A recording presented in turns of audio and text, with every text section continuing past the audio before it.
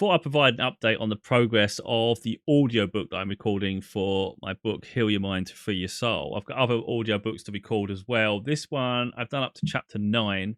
There's, I think, 28 to 30 chapters to do. I'd expect to have it all recorded by Sunday. By the end of Sunday, I'd expect it all done. It can get tongue-tying. Yeah, it really can. You can get a bit irritated. So I'm trying to do like 10 chapters a day just to stop myself from getting like stressed with it. I could do it all in a day if I really pushed it, but I don't see the point. So anyway, by Sunday, it should be finished.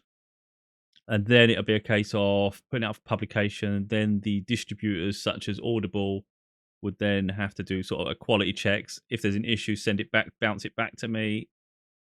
But anyway, I'd expect it to be released next week sometime. So that's quite exciting for me because, you know, I do enjoy listening back to the audiobook, to be honest, because it gives it a personal touch.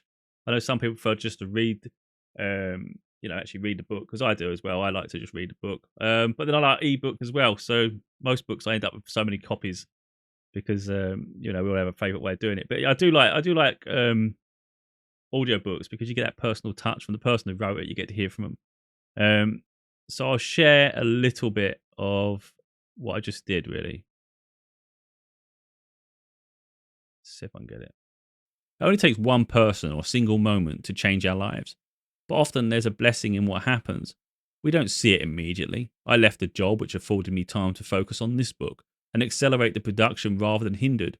My skills and talents outshined the jobs I worked beneath me on so many levels, so for me it was merely a means to pay bills rather than a long-term ambition. I may not have accepted the permanent contract even if offered. As I say, it was never my intention to remain for a longer period.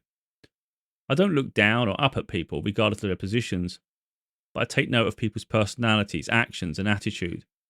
These people with positions of authority were below me on a human level.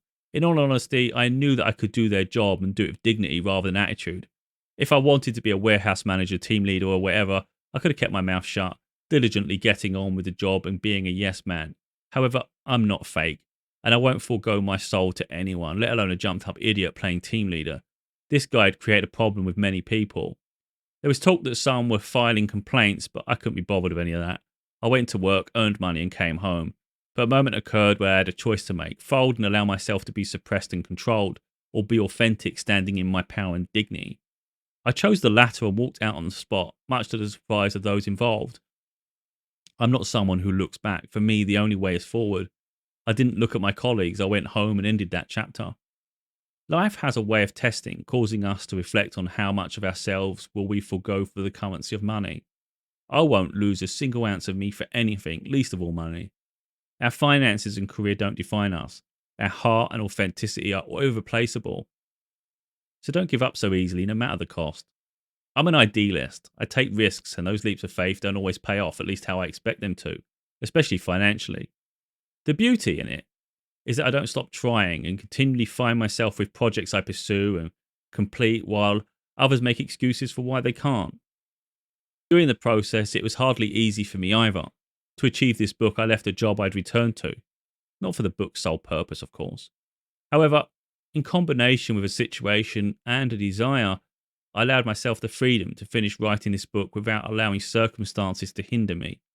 Financially, it wasn't easy. I used to bind myself to the rules required to receive state benefits, so I wrote this book against all odds while bills mounted and pressure increased. I do what I do because it means the world to me, and I don't allow external pressure and expectations to govern my path. The hero's journey isn't for everyone. We do it when we feel a calling. So I quite like listening to it back, to be honest, and I'm enjoying reading it again because I actually wrote this book in 2022. Now, for some weird reason, my initial books have done well, like in terms of interest. My Father's Daughter series. The other books haven't really had attention. People haven't really read them. So for me, it's even though it released in 2022, they just haven't been read. But I continue to write my books and I continue to do what I need to do. So it's fresh. It's going to be obviously fresh for anybody that's hearing it for the first time. But it's also fresh for me to go and revisit it. Because like I say, I wrote this in 2022, it released. And then the follow-up book, Inspire Your Mind to Enlighten Your Soul, released last year. So of course that's fresh in my mind. I'm nearly finished the next one after that, and that's where we're at. But I wouldn't say any book is more significant than the other. They all have meaning, and I think that they'll all help people on their journey. But like I say, it's really exciting for me because I'm reading it all fresh. It's still just as relevant today as it was when I wrote it. And like I said, I think by the time they all sort of conjoin together, so you got that book and then that book, and then there'll be another book. And I think in terms of self development and sort of growth and sort of healing, it'll be great for people. And there's like a body of work there.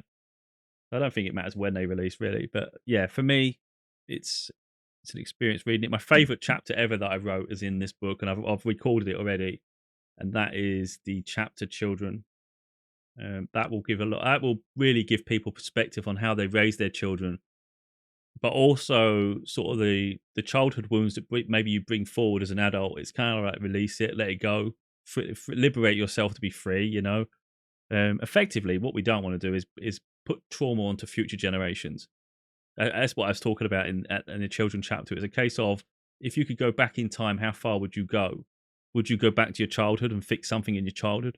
Would you go further back to when your ancestors suffered? Because effectively, we can't go back in time.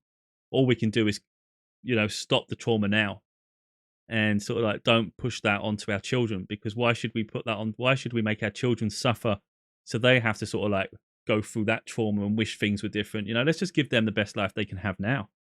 You know, break that chain and don't put that unnecessary pressure on ourselves. To be perfect. And we suffered and we can acknowledge that, but there's no point dwelling too deep on it. Sometimes we've got to move forward, and that's what's in that book. But anyway, it's quite exciting.